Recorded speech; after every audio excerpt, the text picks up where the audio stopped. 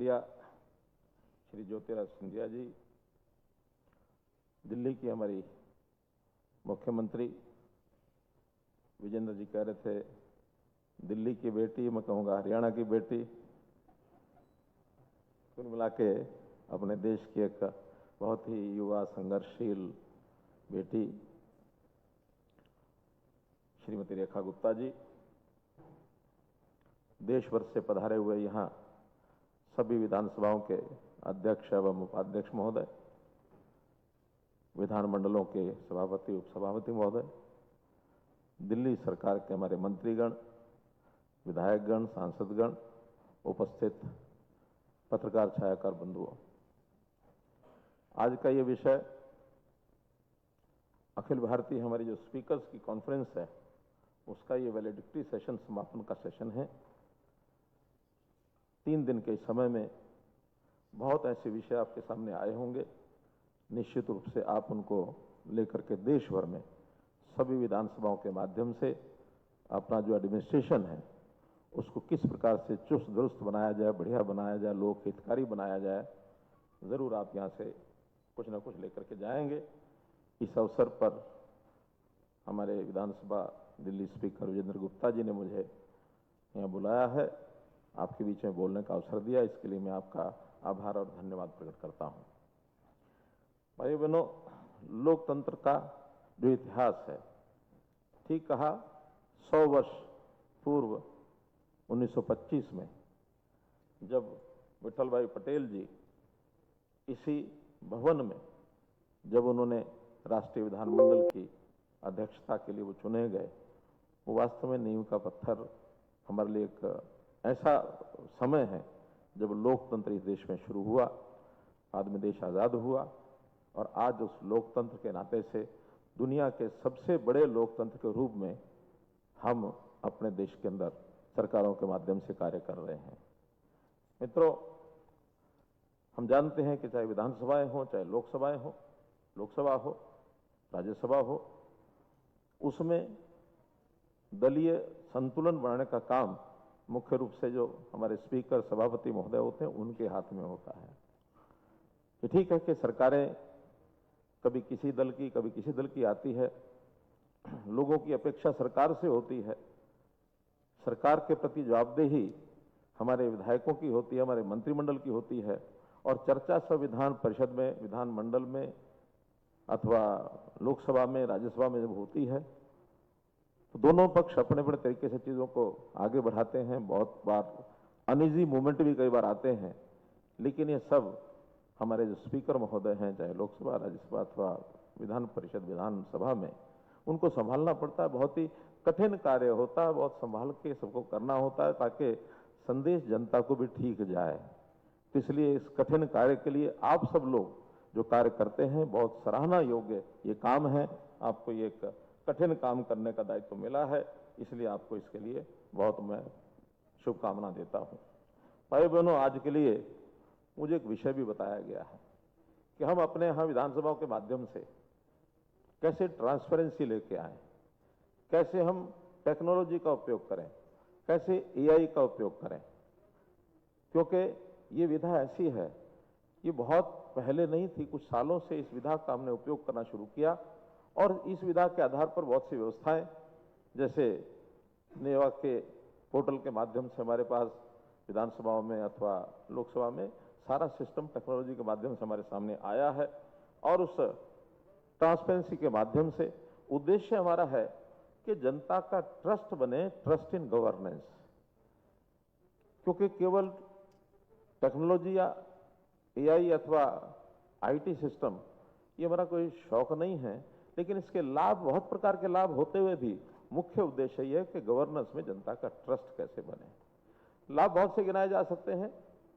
उन लाभ में जैसे सबसे पहले तो पेपरलेस जिस प्रकार से सारा काम होने लगा है, न केवल विधानसभा लोकसभा में बल्कि सारी सरकार में भी, अलग अलग एडमिनिस्ट्रेशन के मामलों में भी, विभिन्न संस्थाओं में भी एक बहुत बड़ा उपयोग, खास करके पर्यावरण के नाते हम देखते हैं कि कागज की बहुत बड़ी बचत होती है। लाखों टन कागज बचता है, लाखों पेड़ कटने से बचते हैं। जो पेड़ हमारे जीवनदाता हैं, प्राणवायु देवता हैं, उन पेड़ों को बचाना हमारे लिए बहुत ज़रूरी है। नए पेड़ लगाना, पुराने पेड़ों को बचाना। क्योंकि मैं कई बार एक उदाहरण दिया करता हूं कि एक व्यक्ति को अपने जीवन यापन करने के लिए 15 ऑन एवरेज 15 पेड़ की जरूरत होती है। हम प्रतिदिन 1 किलो कार्बन छोड़ते हैं और एक पेड़ 60 से 90 ग्राम ये कार्बन प्रतिदिन अब्जॉर्ब करता है। एक व्यक्ति 15 पेड़, तो अब देख लीजिए कितने पेड़ हमको चाहिए। पेड़ कटेंगे तो वातावरण दूभर होगा, प्रदूषित होगा, पर्यावरण बचेगा नहीं और हमारा जीवन संकट में आएगा। हमने कोविड के दिन देख लिए हैं। इसलिए एक बहुत बड़ा ये उपयोग इसके अंदर होता है। फिर समय की बचत। समय की बचत माने इस तीव्र कम्युनिकेशन के सिस्टम, 24 घंटों चैनल चलते हैं, हर चीज हमारी रिकॉर्डेड होकर के जनता के पास तुरंत पहुंचती है और जनता की अपेक्षा है कि हमें हर चीज सरकार की क्या हो रहा है क्या नहीं हो रहा तुरंत पता लगना चाहिए। ठीक बात है कि बहुत सारी चीजें जनता में जाने के बाद उसके दोनों पहलू ध्यान में आते हैं कि अच्छा भी लगता है और कभी कभी उसका दुरुपयोग भी होना शुरू होता है। खास करके जब चिलचिलाहट शुरू होती है, लोग कुछ विधानसभाओं में, लोकसभा में चिल्लाते हैं, तो उनका चिल्लाना, उसका एक बड़ा कारण ये होता है कि साथ साथ ब्रॉडकास्ट हो रहा है और ब्रॉडकास्ट होने में जनता को पता लगे कि हम भी वहां जोर जोर से बोल रहे थे, जोर जोर से चिल्ला रहे थे। सेशन खत्म होते ही सब सामान्य भी होते हैं और अगर कहीं स्पीकर साहब ये आदेश कर दें कि हाँ ब्रॉडकास्टिंग बंद कर दो, तो चिल्लाना भी जल्दी बंद हो जाएगा। तो इसलिए इसका उपयोग भी है और इसका दुरुपयोग भी सब करते हैं। तो इस पारदर्शिता और जवाबदेही के कारण से आज हम जो आईटी के नाते से सब कर रहे हैं, ये बहुत ही आवश्यक है, क्योंकि इससे लोगों को पता लगता है कि सरकार क्या कर रही है, क्यों कर रही है, किसके लिए कर रही है। आज बहुत से ऐसे ऐसे विषय भी हैं जिनसे जनता को जानकारी लेना बड़ा आसान हो गया है। खास करके सूचना के अधिकार में हम कोई चीज नहीं भी बताएंगे तो तुरंत जनता को पता लगेगा। स्पीड बढ़ी है, लोगों के काम जल्दी होते हैं। कोई समय ऐसा था जब फाइलें सरक सरक के चलती थी।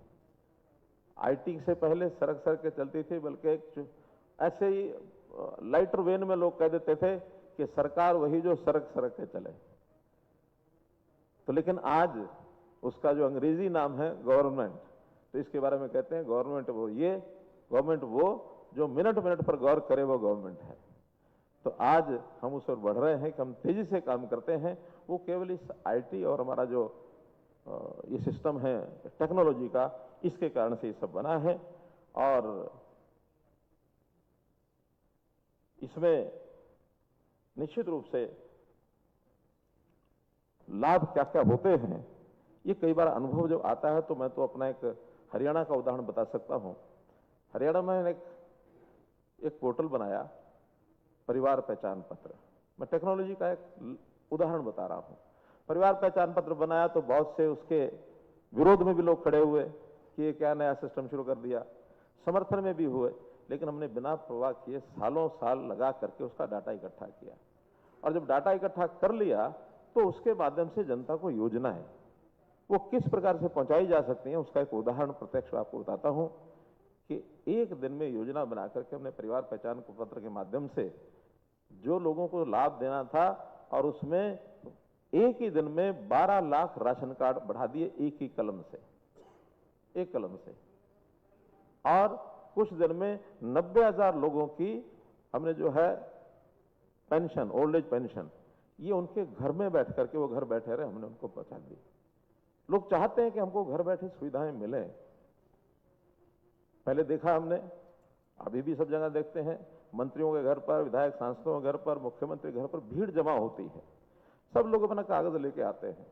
जब मैं मुख्यमंत्री बना 2014 में, तो वो दृश्य जब सामने आता था, मुझे ये लगता था कि लोग क्यों आते हैं। एक ही व्यक्ति एक कागज को लेकर के एक बार नहीं, दर्जनों बार आता है और बार बार शिकायतें करता है कि कितनी बार है, मेरा काम नहीं हुआ। हमारे विधानसभा में या सेक्रेटेरिएट में खूब भीड़ लगी रहती थी। तय किया कि जिस दिन भीड़ कम हो जाएगी उस दिन सफलता मानूंगा मैं। और मैंने एक जो हमारा 25 दिसंबर जो पहला गुड गवर्नेंस डे था, उस दिन 2014 में, उस दिन हमने एक सीएम विंडो नाम से कार्यक्रम शुरू किया कि जिस व्यक्ति को अपना कागज डालना इसमें डाल दो, अपने हमारे पास पहुंच जाएगा। मेरे रहते रहते 13 लाख एप्लीकेशन आई, जिसमें से 11.5 लाख को डिस्पोज ऑफ किया।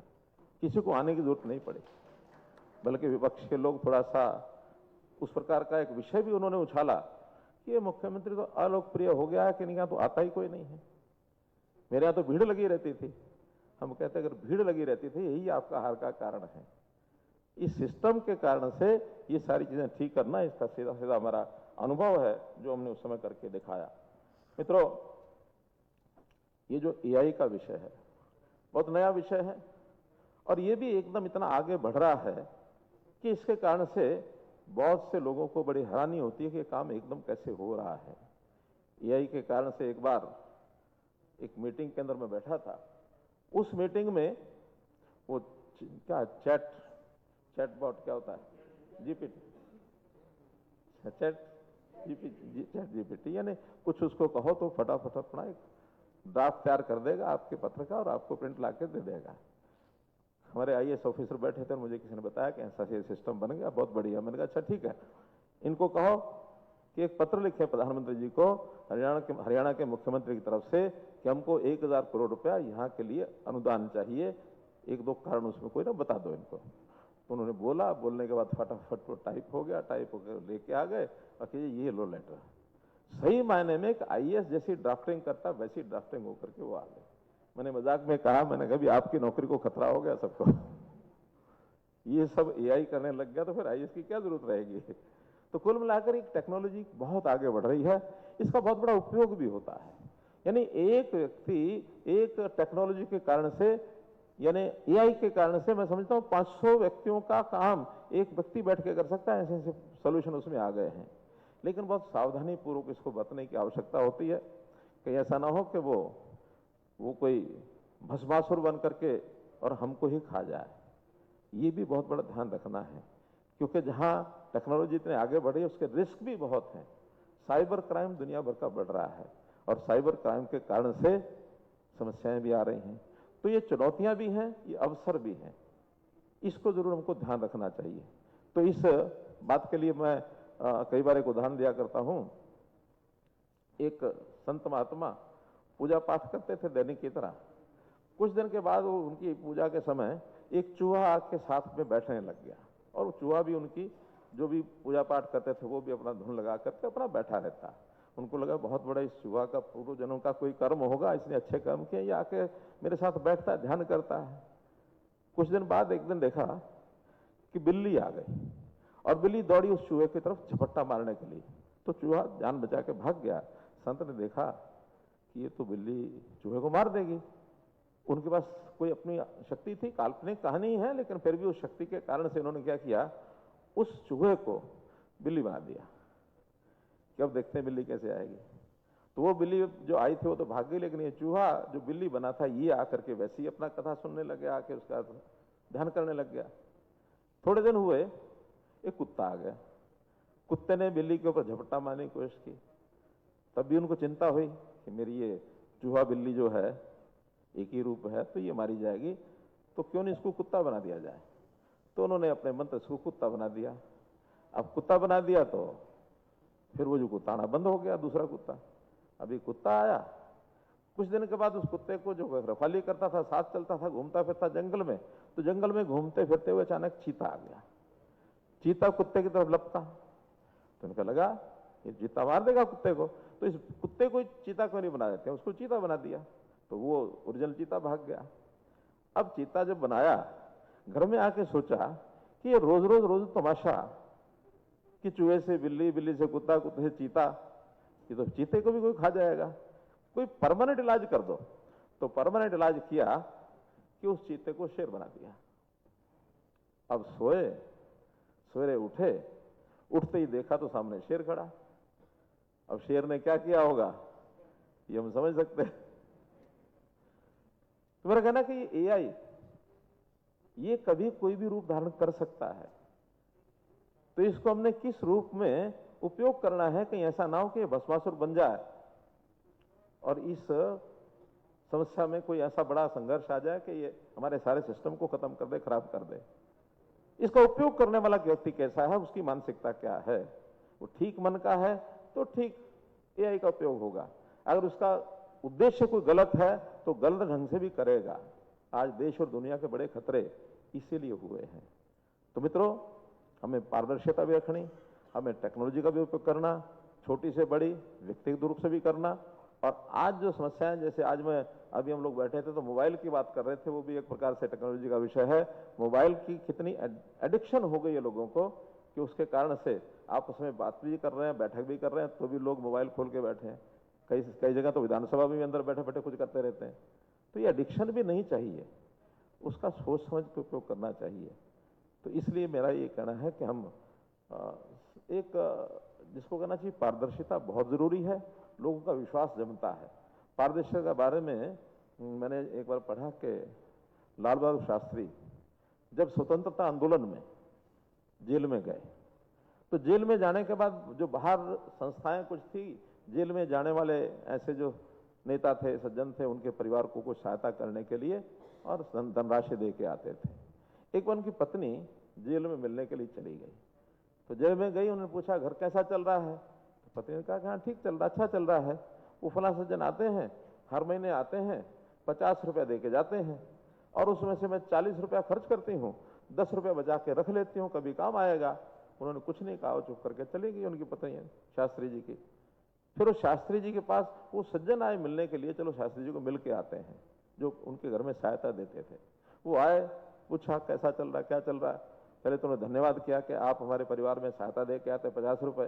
कि नहीं कोई बात नहीं, मेरा दायित्व तो है, आप देश के लिए इतना काम कर रहे हैं, मैं इतना भी नहीं कर सकता क्या। कि नहीं ठीक है, अच्छा कर सकते हो, एक निवेदन मेरा सुन लो। क्या? कि अगले महीने से मेरे घर में 50 रुपए नहीं 40 रुपए दे के आना, क्योंकि 40 में घर का काम चलता है।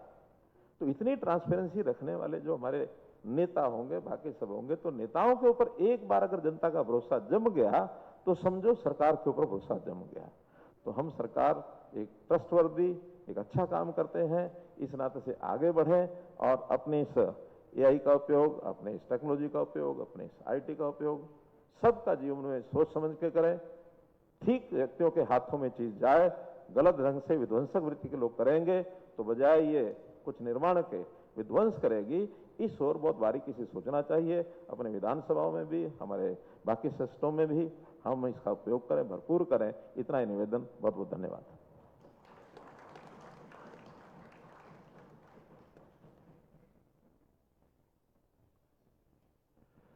बहुत बहुत आभार माननीय श्री मनोहर लाल जी का। शुचिता और ईमानदारी की और जन सेवा की वही परंपरा को आपने भी आगे बढ़ाया है। अपने पैतृक गांव में अपना निवास, जो निजी निवास था, ई पुस्तकालय के लिए ग्राम सभा को दान किया, तो अपनी निजी संपत्ति जो है प्रधानमंत्री राहत कोष के लिए उन्होंने दान की। तो ऐसी शुचिता, ऐसे समर्पण और ऐसी सेवा के भाव से हम सबको प्रेरणा मिलती है।